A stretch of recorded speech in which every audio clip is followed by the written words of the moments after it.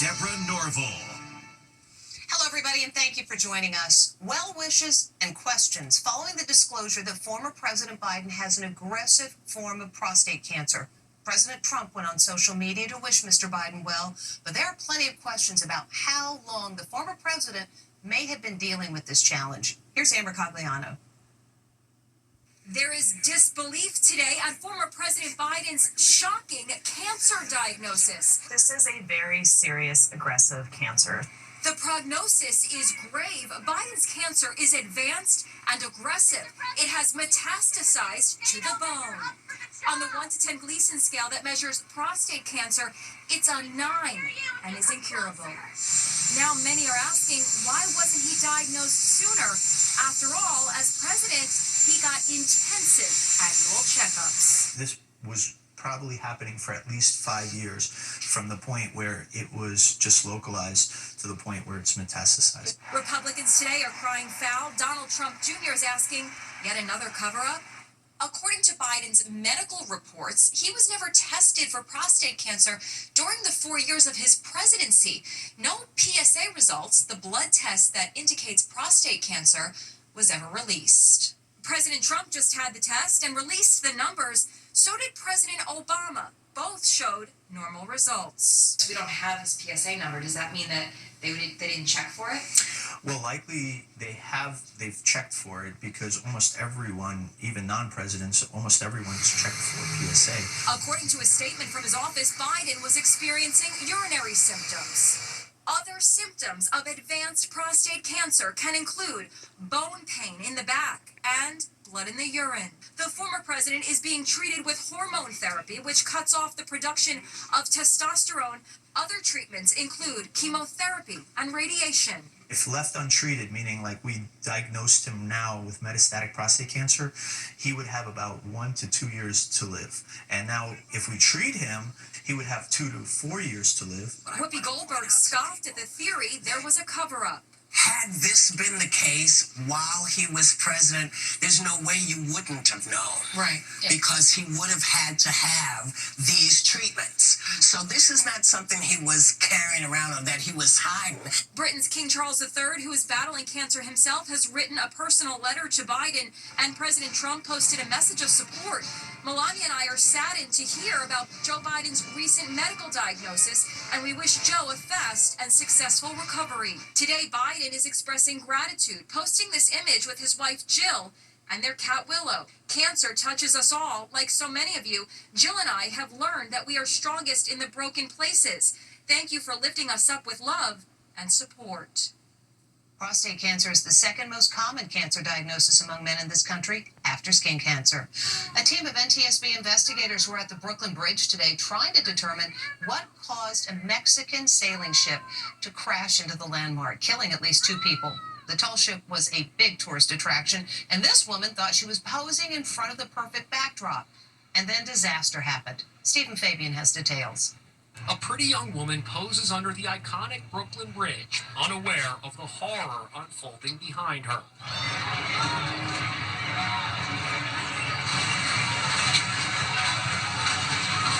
Then, panic and confusion as the tall ship crashes into the bridge. The 160-foot masts shear off as the majestic ship sails beneath one of the most famous bridges in the USA. We're learning more details about the disaster today. You can see the sailors from Mexico lined up on the long beams. Here's how it looked from the Brooklyn Bridge itself. Most of the sailors have their backs to the bridge and don't realize until too late what is about to happen. You can see them clinging desperately to the rigging after the masts snapped on impact. It made this god-awful screeching sound. Everybody was running off the bridge because they thought it was going to make the bridge fall down. 277 sailors and cadets were on board the tall ship, which is used by the Mexican Navy as a training vessel and for goodwill visits around the world. 2 were killed and 19 injured. The ship was leaving a pier in Lower Manhattan, headed into New York Harbor when it appeared to have engine problems. The wind and tide then pushed the ship into the Brooklyn Bridge. Investigators say there's no serious damage to the bridge, and I went to see for myself. We're on the Brooklyn Bridge right about where the ship collided, and as you can see, the pedestrian walkway is open, cars are on the bridge, so there's no real damage to the structure. How could this happen? Our Jim Murray spoke to a maritime expert on board a tall ship, the Irving Johnson, docked in Los Angeles. He says the ship's engine appeared to be stuck in reverse. It was going in reverse when it hit the bridge. At the time of the crash, the ship was supposed to be leaving New York City on its way to Iceland.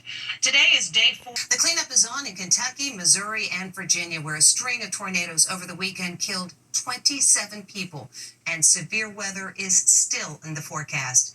In some cases, survivors had only moments to scramble to safety before destruction hit. A powerful tornado hits a house in St. Louis. Oh my God! Oh my God! These construction workers were trapped on a job site when a twister swept through. Their truck rocked back and forth as debris swirled around them. The top floor of this luxury apartment building collapses like a house of cards from another powerful twister. And this dude narrowly escaped serious injury when a tree falls on top of him in his backyard. A plane catches this monster tornado on approach into Denver International Airport.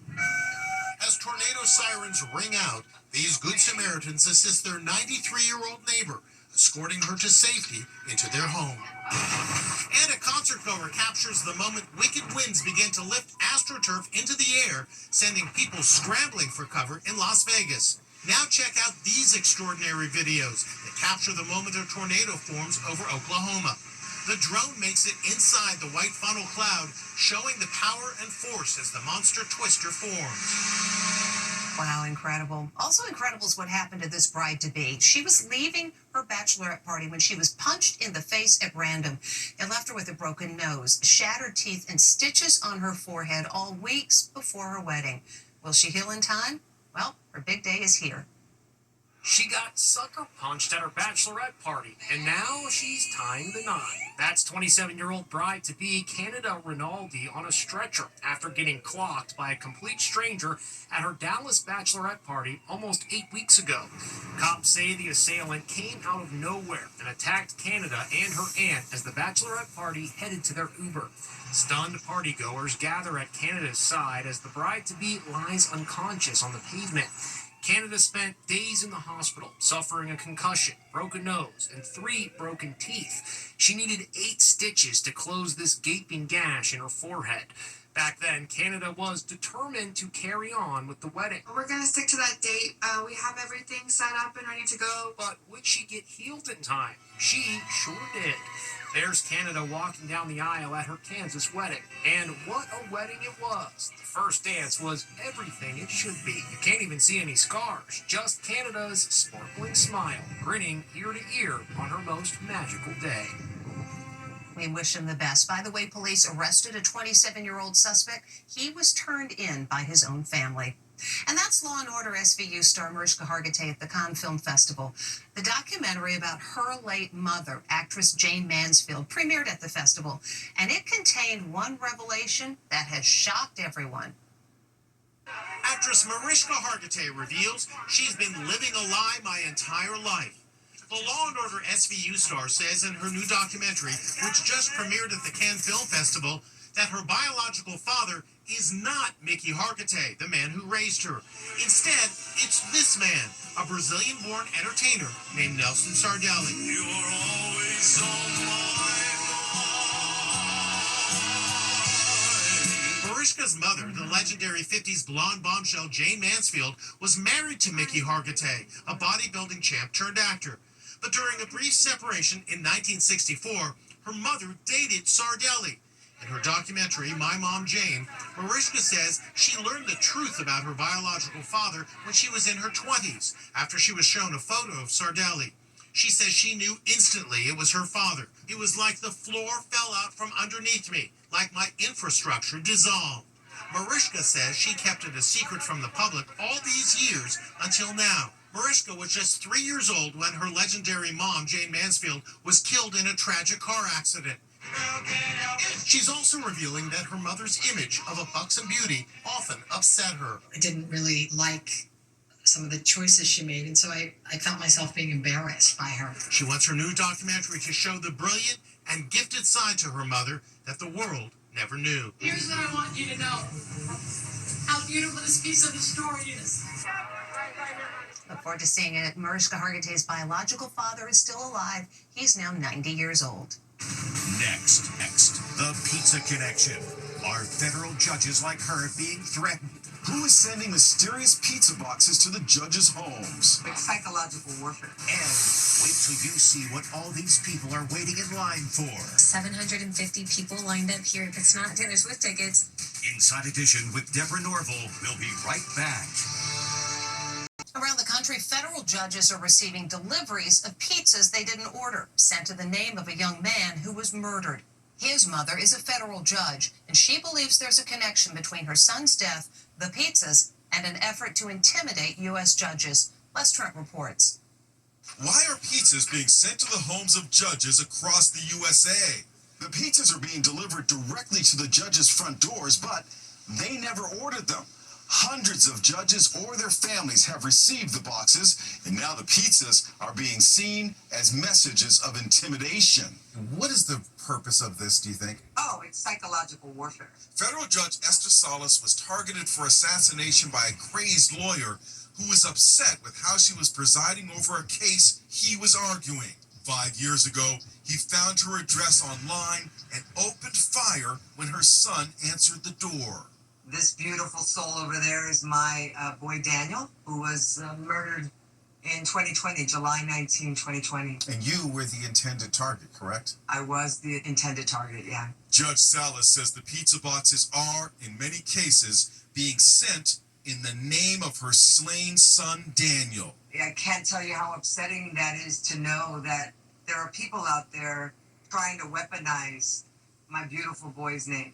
U.S. Circuit Judge Michelle Childs says she received 7 anonymous pizzas delivered to her D.C. area home in the past few months after she ruled against the Trump administration.